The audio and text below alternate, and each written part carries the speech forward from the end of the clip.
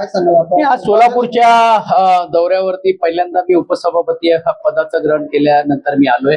सोलापूर जिल्ह्याशी माझा एक वेगळा नाता आहे आणि आमची कुलदेवता तुळजाभवानी असल्यामुळे आज तुळजाभवानीच्या पायी नतमस्तक होत असताना एक नवीन जिद्दीने आणि जोमाने आईचा आशीर्वाद मला मिळावा आणि तळागाळातला आणि सर्व उपेक्षित समाज असेल किंवा वर्गाला असेल न्याय मिळण्याची भूमिका या पदाच्या माध्यमातून व्हावी.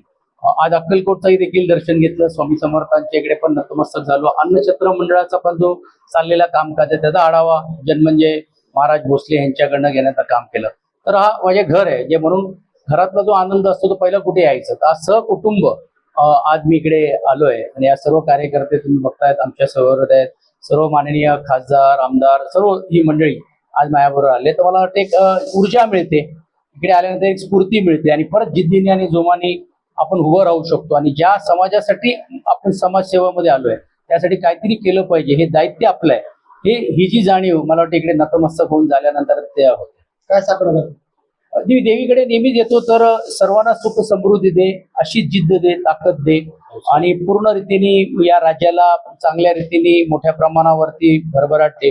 आता दुर्दैवाने पाऊस जे बघता तुम्ही की या वर्षी नाहीये. एक पाऊस पेरणीपुरता पडला परंतु पुढे पावसाची चिन्ह दिसत नाहीये. आज पण मी इकडे येत असताना हवामान कसं असेल का असेल हे बघण्याचं काम करत होतो, पण जराही पाऊस पडला नाही. तर देवी सरणी प्रार्थना करतो की लवकरात लवकर पाऊस पडू दे. एकादशीची वारी पण तुम्ही बघितलं असेल, ते मोठ्या प्रमाणावरती आले, पण आता ती फिरल्यानंतर परत पावसाचा जोर वाढेल अशी मी आई जगदंबे आणि तुळजाभवानीकडे प्रार्थना करतो. छोट्या टीका होती. कसं आहे, टीका करणारे टीका करतात, पण काय असते माहितीये, त्या ज्या व्यक्तीच्या वेदना हे कोणी समजून घ्यायला. अनेक वेळा राज्यकर्ते म्हणून घेऊन ज्यावेळी काही लोक असे निर्णय घेतात त्यावेळी टीका आरोप केले जातात, पण ते इथपर्यंत पोहोचण्यासाठी त्यांचा जो संघर्ष त्याग आहे ह्याच्याबद्दल कोण बोलत नाही. आणि मला आश्चर्य वाटते की पक्षातले ज्यावेळी काही लोक सांगतात की आल्यावरती ती चांगली असतात, केले तर ती नालायक, हे असं कसं चालेल. तर मला वाटतं या सर्व गोष्टी आहेत, पण आता तो व्यासपीठ नाहीये.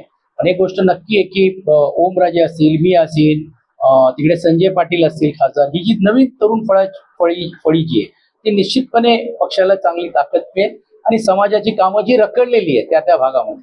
आणि म्हणून तुम्ही बघितलं असेल काल परवापासून ओम आल्यापासून लगेच त्यांनी कामाचा झपाटा लावलेला आहे. आम्ही जे लोक आज या पदाचा वापर करून विधान परिषद मध्ये सर्व लोकांना एकत्रित करून घेऊन आपापल्या भागामध्ये, आपापल्या विभागामध्ये आणि राज्यामध्ये जे रखडलेले जे प्रश्न आहेत त्याला न्याय देतो.